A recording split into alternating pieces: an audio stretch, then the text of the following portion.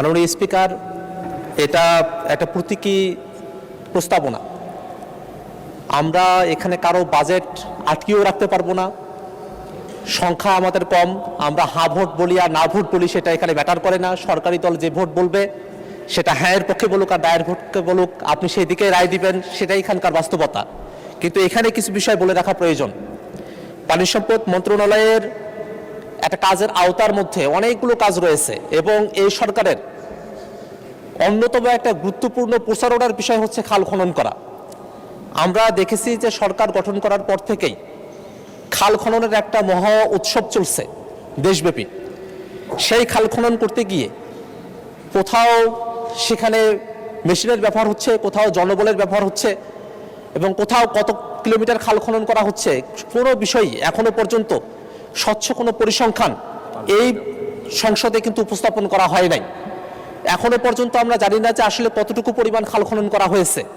এবং যেহেতু এই যে খাল খননের বিষয়টা সরকার তাদের একটা গুরুত্বপূর্ণ এজেন্ডা হিসেবে নিয়েছে, সেক্ষেত্রে এই খাল খননের মতো বিষয় বা পানি সম্পদ মন্ত্রণালয়ের সাথে সম্পর্কিত এই বিষয়গুলোকে এটাকে এই সম্পূরক বাজেটে নিয়ে আসার কেন প্রয়োজনীয়তা হলো? এটা তো বাজেটের যখন সময়সীমাটা যখন সামনে আসতেছে সেই সময়টাতেই এটাকে অন্তর্ভুক্ত করা সম্ভবপর ছিল, কারণ সামনে সরকারের হাতে এখনো অপরন্ত প্রায় 4.5-5 বছরের মতো সময় এখনো সরকারের হাতে আছে।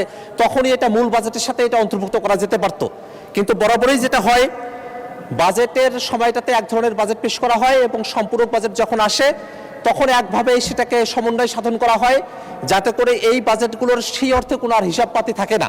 এবং যখনই হিসেবের বিষয়টা না থাকে, জবাবদিহিতার বিষয়গুলো না থাকে, সেই জায়গাটাই কিন্তু নানাভাবে অর্থগুলো তছরূপ হওয়ার মতো বিষয়গুলো ঘটে। আমরা জানি যে আমাদের দেশে একটা নদীমাতৃক দেশ এবং সেখানে অবশ্যই পানি সম্পদ মন্ত্রণালয়ের অধীনে অনেকগুলো কাজ করার প্রয়োজনীয়তা রয়েছে। কিন্তু এখন এই যে বর্ষাকাল চলে এসেছে মাননীয় স্পিকার, শুধু আমার এলাকা না, গোটা বাংলাদেশের হয়েই আমি বলছি। আমি যদি আমার এলাকার কথাও বলি, যেমন তিস্তা নদী এখন কিন্তু ভাঙন চলছে। এমনই করে বাংলাদেশের প্রত্যেকটা নদীর জায়গায় গিয়ে দেখবেন সেখানে ভাঙন চলছে। সেই জায়গাগুলোতে এখন পানি সম্পদ মন্ত্রণালয়ের কাজের আওতা কতদূর, তারা কি ভাঙন রোধ করার জন্য কাজগুলো করছে কিনা, সেই বিষয়গুলো কিন্তু বিবেচনায় নিয়ে আসা প্রয়োজন। এছাড়াও পানি সম্পদ মন্ত্রণালয়ের আরও অনেকগুলো কাজের জায়গা রয়েছে, সেই কাজগুলো পানি সম্পদ মন্ত্রণালয় করছে কিনা সেই বিষয়গুলো বিবেচনায় নিয়ে এবং আসলেই এই যে এতগুলো টাকা প্রায় 1 মিনিটে সমাপ্ত করুন প্লিজ। নতুন করে আরো 2000 কোটি টাকার উপরে বাজেট বরাদ্দ চাওয়া হয়েছে। সেই বরাদ্দটা কি যে কাজগুলো আগে করতে চাওয়া হয়েছিল তার সঙ্গে অতিরিক্ত প্রয়োজন হচ্ছে, নাকি নতুন করে বরাদ্দ এই কাজগুলো দেওয়া হয়েছে নতুন কিছু কাজ ইনিশিয়েট করে নেওয়ার জন্য? সেই বিষয়গুলো খোলাসা হওয়া প্রয়োজন। আমরা মনে করি যে বাজেট দরকার আছে কাজের জন্য, কিন্তু সেটা অবশ্যই স্বচ্ছতার ভিত্তিতে হওয়া প্রয়োজন। সে জায়গাগুলোতে জবাবদিহিতা থাকা প্রয়োজন এবং কোন ক্ষেত্রে কাজগুলো হচ্ছে এবং কোথায় কিভাবে হচ্ছে এবং সেই জায়গাগুলোতে কোনো বৈষম্য আছে কিনা এবং কাজগুলোর ক্ষেত্রে যেন কোনোভাবে ত্রুটি বিচ্যুতি না থাকে এবং কাজগুলো যেন এমনভাবে না হয় যে এই কাজগুলো করার পরে আবারও সেখানে আবার বাজেট প্রয়োজন হয়। অর্থাৎ একবার বাধাই করা হলো, কিছুদিন পরে আবার সেখানে ভাঙন হলো, একবার একটা কাজ করা হলো সেখানে আবার বস্তা ফেলানো দরকার হলো।